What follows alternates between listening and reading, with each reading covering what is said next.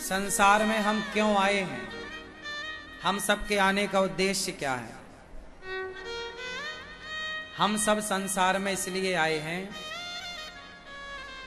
कि हम किसी के काम आ सकें, किसी की सेवा कर सकें। हम भगवान के काम ना आए चलेगा। आप लोगों ने कहा ना हम भक्ति करने आए हैं, हम भगवान का भजन करने आए हैं।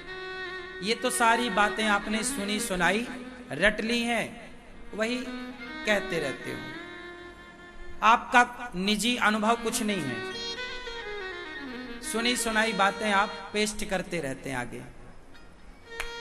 आपका खुद का कोई अनुभव नहीं है, शून्य है। खुद का अनुभव क्या कहता है वो सुनो। आप मेरे से सवाल करो, अनिरुद्धाचार्य से आप सवाल करो कि आप इस संसार में क्यों आए हैं, तो मैं उत्तर दूंगा। देखो, मेरा जन्म हुआ इस संसार में, भगवान ने मुझे भेजा है। तो भगवान ने मुझे भक्ति करने के लिए नहीं भेजा, भक्ति तो हो ही जाएगी। भगवान को पाने के लिए भी मैं नहीं आया, भगवान तो मिल ही जाएंगे, जाएंगे कहां। ना मैं भक्ति करने आया, ना मैं भगवान को पाने आया। ये दोनों किनारे करो। अब क्यों आए हो संसार में, अब बात करते हैं। इस संसार में मैं आया हूं कि मैं पहले अपने पांव में खड़ा हो जाऊं और फिर पढ़ लिख कर समझदार होकर फिर मैं किसी के काम आ सकूं।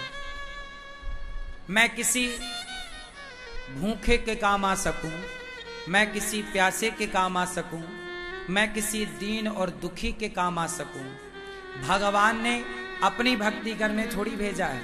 भगवान कहते हैं कि तुम जनता जनार्दन की भक्ति करना, तुम जीव मात्र की सेवा करना, उसी से मैं प्रसन्न होकर तुम्हारे सामने आ जाऊंगा।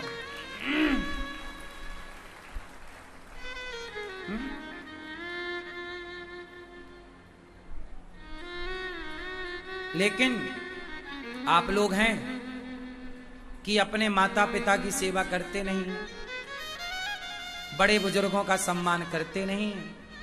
मंदिर जाते हैं, फूल चढ़ाते हैं मंदिर में, पानी चढ़ाते हैं मंदिर में, और बहाना है हम तो भक्ति कर रहे हैं। तुम्हारा बाप भूखा बैठा है, माता प्यासी है, तुम्हारे पड़ोसी फुटपाथ पे ना जाने कितने भूखे सो रहे हैं, और तुम भगवान को 56 भोग लगा रहे हो।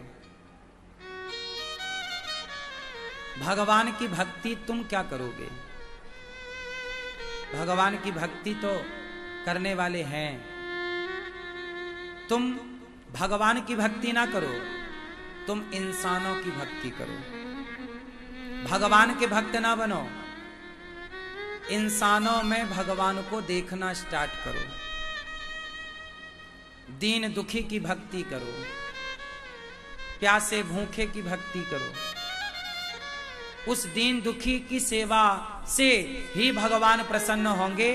मंदिर जाने से भगवान प्रसन्न होते तो सब जा जा के भगवान को प्रसन्न ना कर लेते। जा तो रहे हैं सब, कितनों से प्रसन्न है भगवान? भगवान प्रसन्न होंगे सेवा से, इंसानों की ही नहीं। कुत्ता, बिल्ली, चींटी, हाथी, जो जीव जंतु तुम्हें भूखा प्यासा मिल जाए, हेल्प करो, मदद करो। छल कपट ना हो किसी इंसान से। अब सुनो, मैं आपसे करूं घृणा, मैं आपसे करूं नफरत, मैं इंसानों से करूं नफरत, और भगवान के सामने जाकर के मिठाई का डिब्बा चढ़ाऊं, क्या मेरी मिठाई भगवान को स्वीकार होगी? तुम्हारा मन इतना खट्टा है कि तुम जिसको छू देते हो ना, वो मीठी मिठाई भी खट्टी हो जाती है, क्योंकि मन में खटास है। तुम क्यों नहीं समझते? भगवान को प्रसन्न करने की होड़ लगी है संसार में। काहे आए हो? आपने एक ही सेंटेंस रट लिया, भक्ति करने आए, भजन करने आए। अब जानते नहीं हो कि भक्ति कहते किसे हैं। परिभाषा पूछ लूं कि भक्ति की परिभाषा बता दो तो आप सब चुप हो जाओगे। भक्ति का मतलब पत्थर को नहलाना नहीं है। भक्ति का मतलब पत्थर को 56 भोग लगाना नहीं है। भक्ति का मतलब है सेवा। भक्ति का मतलब है सास ससुर की सेवा। यही ते अधिक धर्म नहीं दूजा, सादर सास ससुर पद पूजा। एक ही धर्म एक व्रत नैमा, काय वचन मम पति पद प्रेमा। पति की सेवा स्त्री का धर्म है। माता पिता की सेवा पुत्र का धर्म है।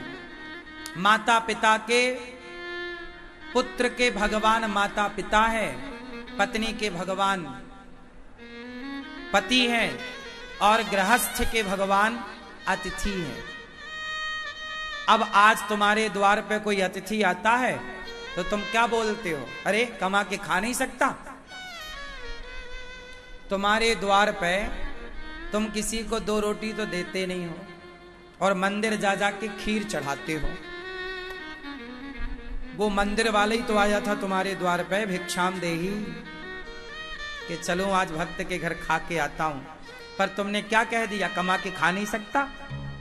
तो वही तो भगवान लौट गए तुम्हारे द्वार से, और तुम पूजते रहे पत्थर, माथा टेकते रहे पत्थर में।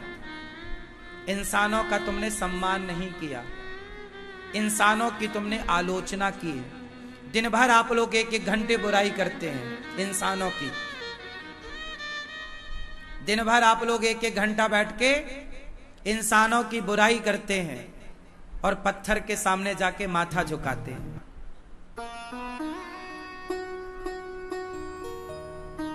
और तुम सोचते हो हम भक्ति कर रहे हैं। तुम्हें अक्ल नहीं है, हम क्या करें?